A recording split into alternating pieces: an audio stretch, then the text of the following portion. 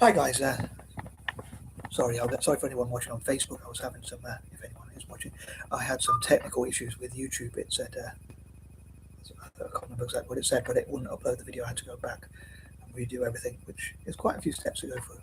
For those who great content you might well know, especially I put a lot of playlists on and all that kind of thing, but for some reason, one of my silly patterns and habits or whatever. But anyway, I'm here now. But had a few technical issues. As I say, with YouTube, a lot of time it's with Facebook. But I mean, the reason why I record on both is because in case I get problems with one or the other, so I'm hoping both will record. But I'm hoping at least one will record. But I'd rather both record. But anyway, welcome to part 2 of my plans to support, empower, and uplift and whatnot, and generally benefit countries that were colonised by Britain at some point. So yeah, this is part 2, and these are pointers number 11 to 20 as per usual. Sorry for it's a bit dark now. Yesterday was a bit sunny. This room always, my house seems to always be dark because I think there's a lot of trees around that block out a lot of light or whatever. Much as I love nature and that kind of thing a lot of time, in a way, although it can be gross and brutal or whatever. But anyway, yeah, these are pointers number 11 to 20. So here goes. So number 11, I would love to support inventors, ideas people, entrepreneurs, YouTubers, TikTokers, and all sorts of people from former colonies of Britain, technologists, and people in STEM generally. I normally have certain themes for certain days, so I'm thinking of, as it's a Thursday, like Tech Thursdays, but Tech Tuesdays, that wouldn't make much sense. But Tech Tuesdays and Tech Thursdays, but also STEM generally, I guess. But yeah, supporting them to network together. Maybe they could host events and summits and conferences where they learn from each other and network together. So for scientists from, I'm sure China was colonized by Britain at some point, obviously they had the open wars, but countries that were invaded, colonized, empirized, whatever term you want to use, coming together and helping each other learn from each other, and hopefully raising awareness of those countries. I think of positive change and things to learn. And I've been focused on like autism. I'm also thinking of ADHD, ADHD, and that kind of thing. So autism and cerebral ADHD awareness across former colonies and that kind of thing. I think that'd be pretty cool too. Number 12, I hope they can mentor and inspire each other and encourage each other. I'd love for all the former colonies of Britain to be blessed, ideally. Although I'd love to bless the whole world. I'd love the world to be blessed. I think God should make everyone happy, personally. My personal view. Although I do get angry sometimes, but yeah, I love for everyone to be happy overall, but especially countries that were former colonies of Britain as an anti-imperialist and that kind of thing. I'll drink to that, as they say. I did wake up super late, so this is my second cup of tea of the day still. I'm a bit of a tea addict, but anyway.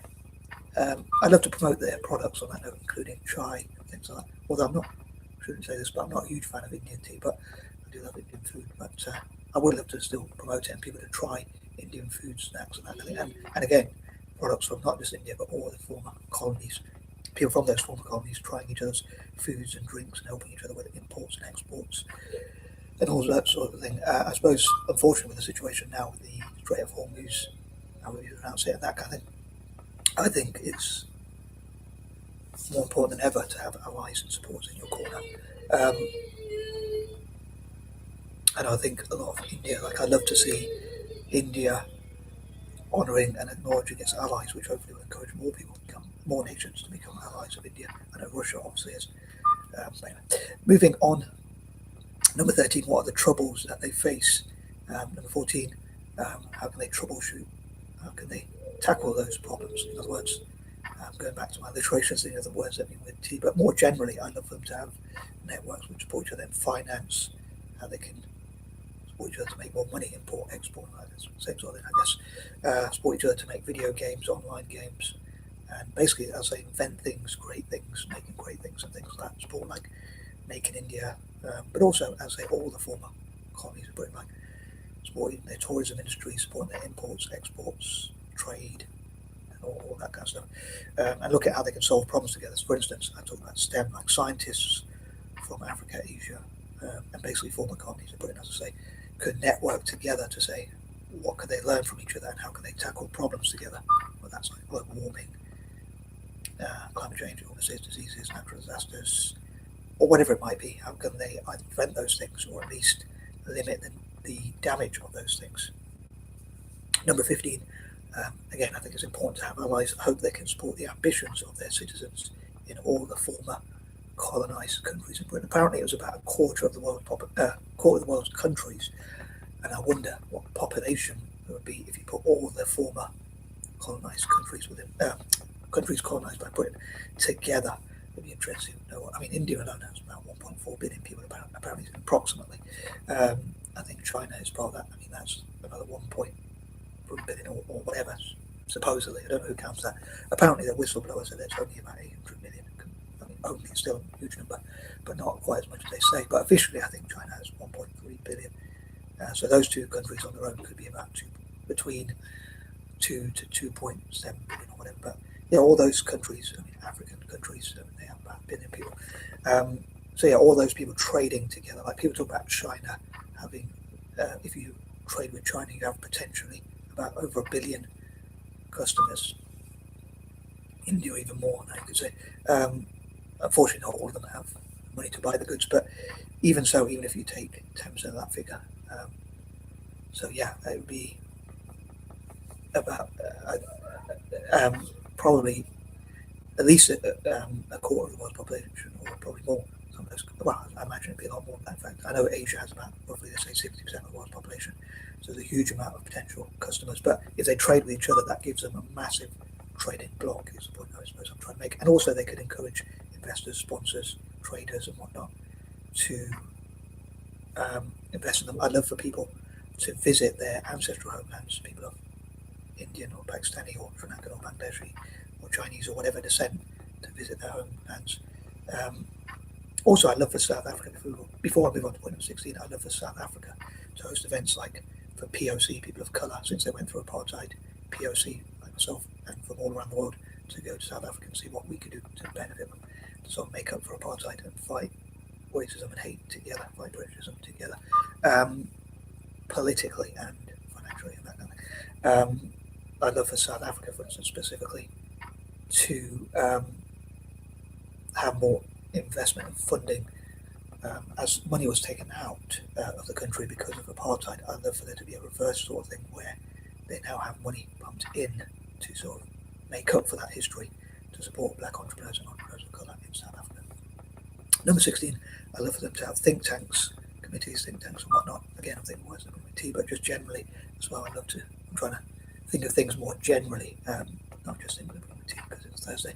But yeah, I'd love for them to support each other politically. I normally think of politics on Thursdays, as well as like YouTube, TikTok, tech, and things like that. But yeah, I'd love for them to support each other, network in all manner of fields, politically, business-wise, trade-wise,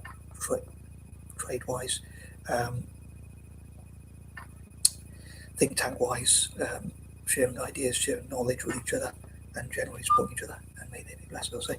But yeah, I'd love to look into the best possible ways to help them, and again, think tanks to support them. Number 17, it'd be hard to imagine, as I said in part one, like countries like India and Pakistan, or even sometimes like India and China getting along, but I hope they will. I know both India and China are part of the BRICS, for instance.